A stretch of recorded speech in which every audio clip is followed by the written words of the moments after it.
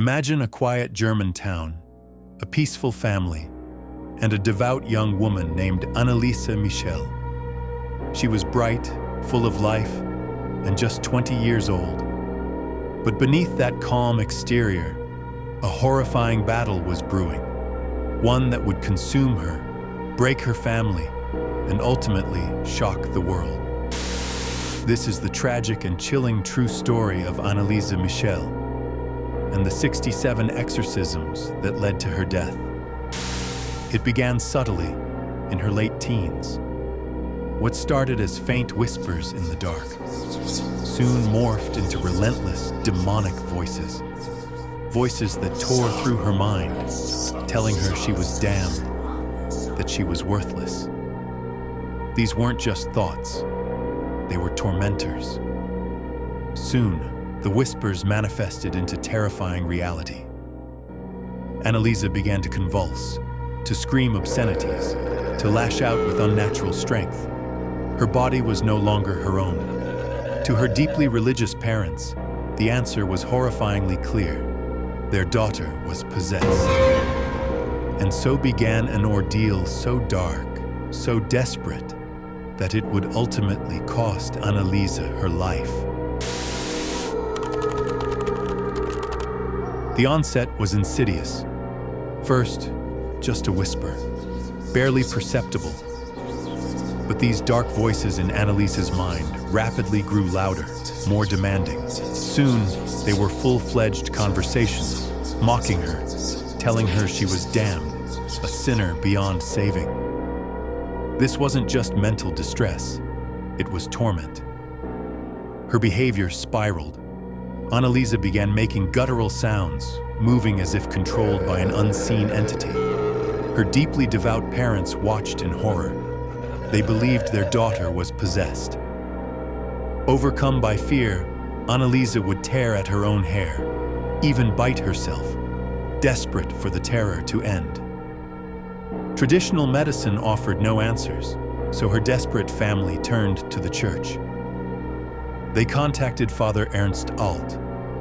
What he witnessed left him profoundly shaken. The voices Anneliese heard, they were undeniably demonic.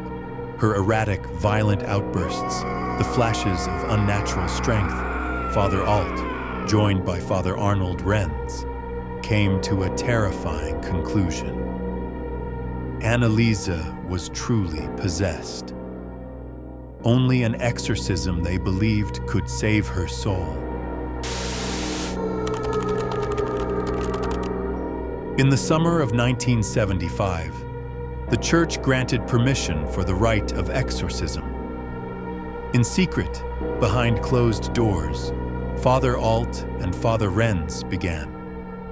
What they faced was beyond their darkest nightmares.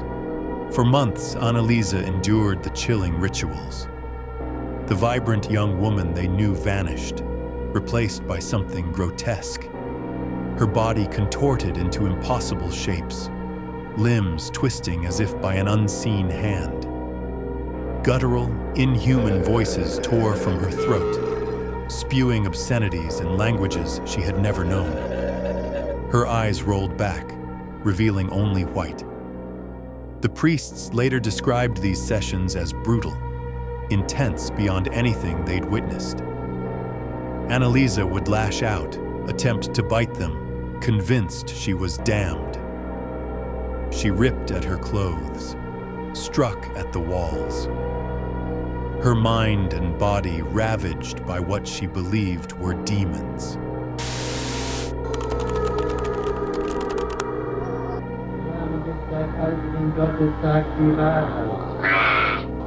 Im Namen des dreifaltigen Gottes und aller Todesten Jungfrau Maria, sagt die Wahrheit.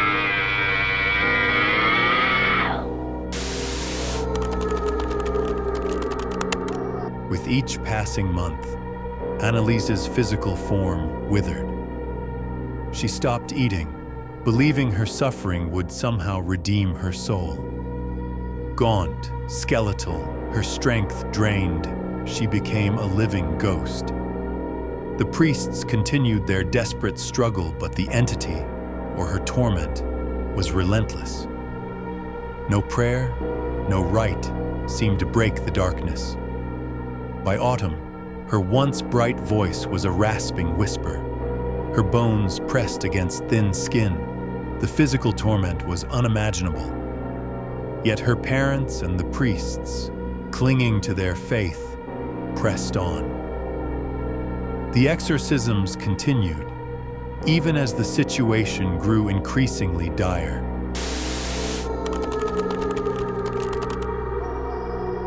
By winter, Anneliese was a shell, unable to speak, too weak to stand, barely clinging to life. On July 1st, 1976, at just 23 years old, Anneliese Michel passed away. The cause: malnutrition and dehydration. Her death was ruled a homicide. Her parents and the two priests were charged with negligent homicide. They stood firm in their belief, convinced they had fought to save her soul. But the tragic truth was, amidst the spiritual battle, Anneliese had been denied the basic medical care that could have saved her life. This case ignited global outrage, sparking intense debates that echo even today. Can ancient spiritual practices lead to such a devastating end? Or was it blind faith that ultimately led to the death of an innocent young woman, leaving the world to wonder? What truly possessed Anneliese Michel?